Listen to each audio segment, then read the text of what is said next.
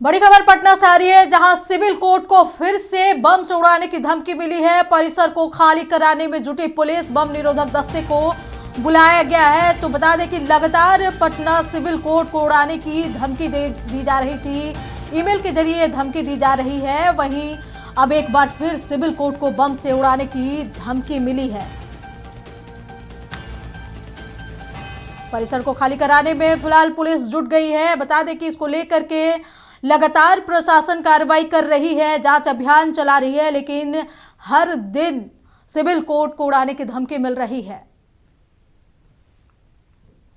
तो बता दें कि पटना में एक बार फिर सिविल कोर्ट को बम से उड़ाने की धमकी मिली है। परिसर को खाली कराने में जुट गई है पुलिस, बम निरोधक दस्ते को भी बुलाया गया है।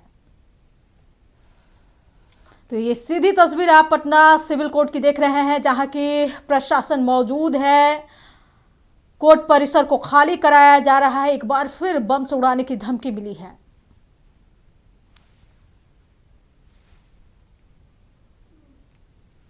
तो बता दें कि सिविल कोर्ट को एक बार फिर से बम से उड़ाने की धमकी मिली है। परिसर को खाली कराने में पुलिस जुट गई है, बम निरोधक दस्ते को भी बुलाया गया है।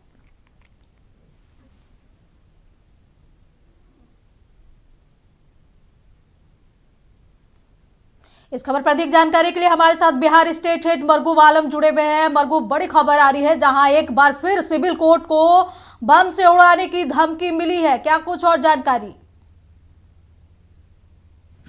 देखिए, हमारे पास जो जानकारी आ रही है कि सुबह 6 बजे से 6:30 के बीच एक मेल फिर मिला है सिविल कोर्ट में, और उसमें कहा गया है कि 1 बजे दिन में धमाके होंगे। उसके बाद तत्काल पूरे मामले की जानकारी तुरंत बार काउंसिल ऑफ इंडिया के, बार काउंसिल ऑफ बिहार के पटना के ग्रुप में डाली गई और अधिवक्ताओं को जानकारी दी गई। जानकारी आ रही कि वहां पुलिस की टीम पहुंच गई है, बॉम्ब स्क्वाड, डॉग स्क्वाड को भी बुलाया गया है और फिलहाल वहां सघन तलाशी अभियान शुरू किया जा रहा है।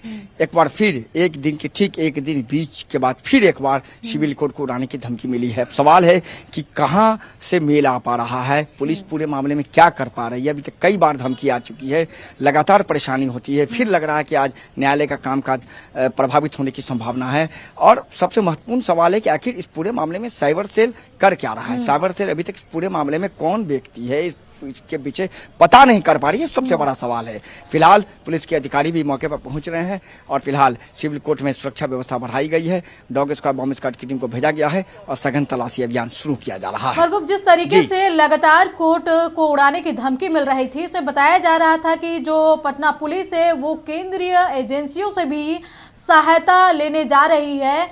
बावजूद आज फिर से एक मेल भरा धमकी आया और कोर्ट के कामकाज को फिर से आज देखना पड़ेगा, जिस तरीके से अस्त व्यस्त होगी। देखिए, निश्चित तौर पर अब केंद्रीय एजेंसी की सहायता लेने का एक प्रोसेस होता है, उसका रिक्वेजिशन जाता है, वहाँ एजेंसी के पास जाती है, फिर भारत सरकार से मंजूरी होती है, तब केंद्रीय एजेंसी उसमें दखल देती है। ये एक प्रोटोकॉल है, ये एक रूल है। लेकिन अब आज देखना पड़ेगा कि आज किस तरीके से न्यायालय की कार्रवाई चल पाती है, नहीं चल पाती है, प्रभावित होती है।